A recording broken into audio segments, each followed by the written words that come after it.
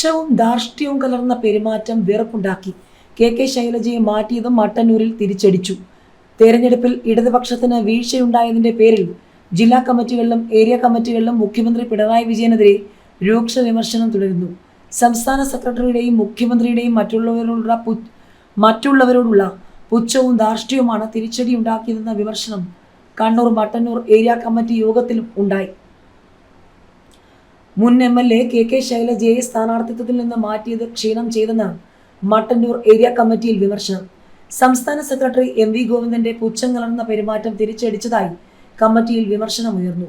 പിണറായിയുടെ ധാർഷ്ട്യവും പുച്ഛവും ജനങ്ങളിൽ വെറുപ്പുണ്ടാക്കി. സ്ഥാനാർത്ഥി നിർണയത്തിലും പോരായ്മ സംഭവിച്ചതായി വിമർശനമുണ്ട്. കെ ശൈലജയെ മട്ടന്നൂരിൽ നിന്ന് മാറ്റിയത് വലിയ തിരിച്ചടിയായി.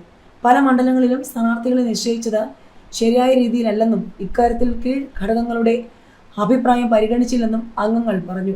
സംസ്ഥാന നേതാക്കൾ മണ്ഡലത്തിൽ പ്രചാരണത്തിന് എത്തിയില്ലെന്നും വിമർശനമുയർന്നു. പാലക്കാട് CPI ജില്ലാ കൗൺസിലിലും LDFനെതിരെ വിമർശനമുയർന്നു.